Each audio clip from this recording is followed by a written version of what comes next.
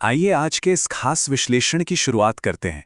Hindu mythology यानी हमारी पौराणिक कथाओं की गहराई सच में अद्भुत है और इसका सबसे बड़ा रहस्य उस परम सत्ता में छिपा है जो आकार और रूप की सीमाओं से बिल्कुल परे है। आज की हमारी ये चर्चा भगवान शिव के उन्हीं गहरे रहस्यों से पर्दा उठाएगी, जहां एक बिल्कुल निराकार शक्ति इस ब्रह्मांड के संतुलन के लिए एक भौतिक रूप धारण करती है।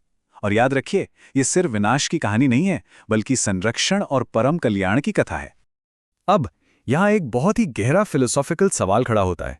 जो सत्ता अजन्मा है, जिसका ना कोई आदि है ना अंत, भला वो कोई आकार कैसे ले सकती है? अक्सर हम शिव को बस एक वैरागी या विनाशक के रूप में ही देखते हैं, है ना?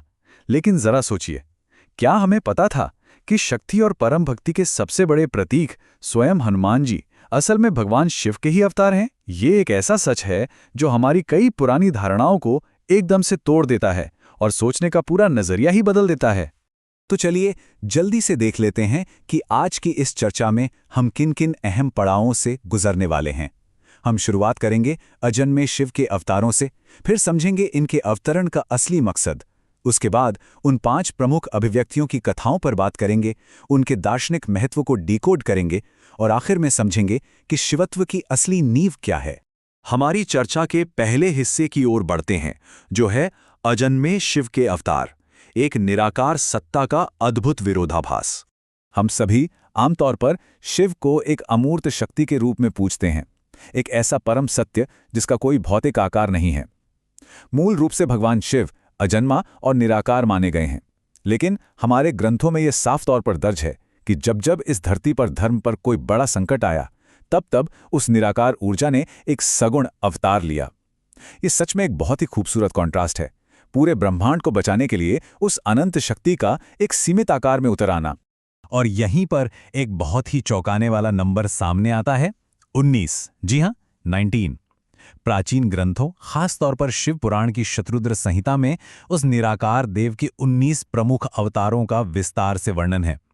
ये संख्या अपने आप में ये साबित करती है कि शिव का दायरा सिर्फ कैलाश के एकांत या तपस्या तक ही सीमित नहीं है, बल्कि समय और जरूरत के हिसाब से उन्होंने कई अलग अलग रूप धरे हैं।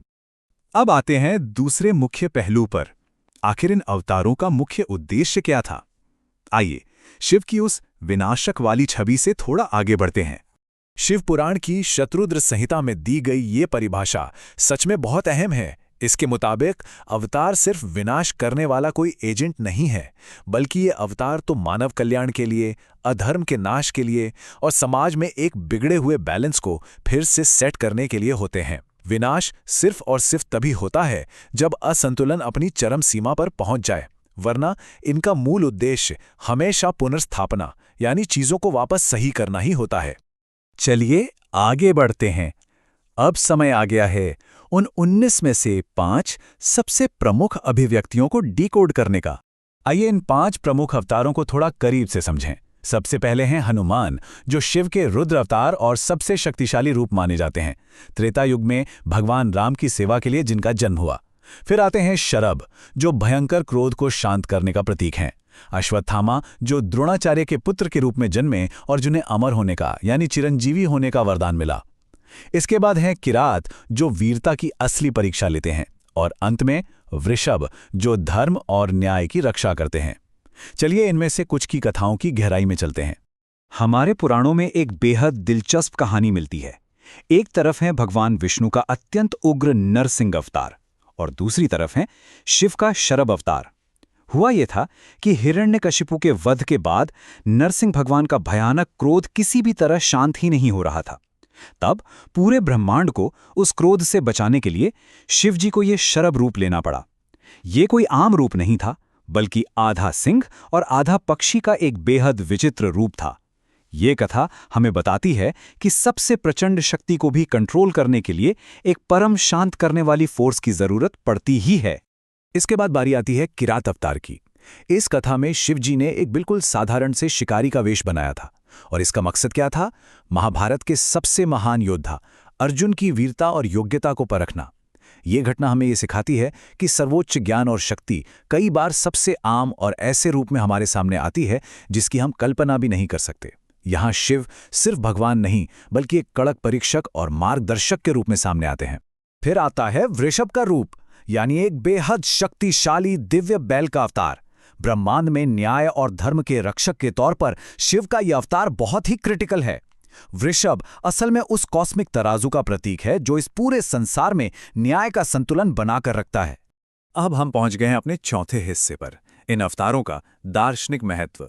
चलिए माइथोलॉजी की कहानियों से थोड़ा बाहर निकलकर इस पूरे कॉन्सेप्ट के पीछे छिपे विज्ञान और ब्रह्मांडीय ऊर्जा को समझते हैं। Energy has no end. ऊर्जा का कोई अंत नहीं है। ये बात जितनी साइंटिफिक है उतनी ही स्पिरिचुअल भी। शिव के ये सभी अवतार असल में आधुनिक विज्ञान के law of conservation of energy को ही तो दर्शा रहे हैं।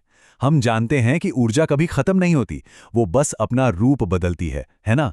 बिल्कुल वैसे ही शिव की वो निराकार ऊर्जा समय, स्थिति और मांग के हिसाब से अलग अलग भौतिक रूपों में हमारे सामने प्रकट होती है।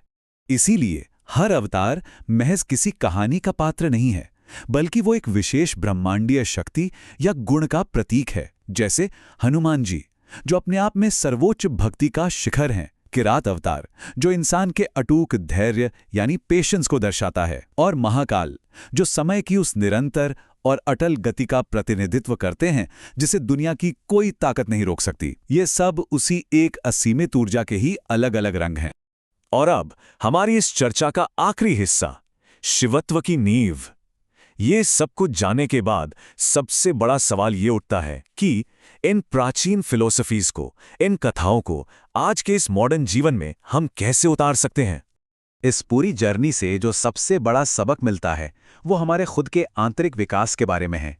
सबसे पहला और सबसे मुश्किल कदम है अपने भीतर के अहंकार यानी ईगो का डटकर सामना करना और उसे जड़ से खत्म करना। क्योंकि जब तक अहंकार खत्म नहीं होता तब तक इंसान न्याय, पूर्ण भक्ति और अनुशासन को नहीं अपना सकता। और जब ये तीनों चीजें जीवन में आ जाती हैं तभी शिवत्व की प्राप्ति होती है। यही एक शांत, संतुलित और सही मायने में सार्थक जीवन का असली आधार है। तो इस पूरे विश्लेषण के बाद एक बहुत ही गहरा सवाल हमारे सामने आकर खड़ा हो जाता है। शिव के ये 19 अवतार हमें जीवन का असली मतलब समझाते हैं, लेकिन आज की इस भागदौड़ भरी दुनिया को देखते हुए शिव के किन गुणों की सबसे ज्यादा जरूरत है? क्या वो अटूट भक्ति है? क्या वो अडिग धैर्य है? या फिर निष्पक्ष न्याय? इस बारे में जरूर सोचिएगा। इन प्राचीन प्रतीकों में जो अथाह ज्ञान छिपा है वो आज भी उतना ही प्रासंगिक है। इस पूरे सफर में हमारे साथ जुड़े रहने के लिए बहुत बहुत धन्यवाद।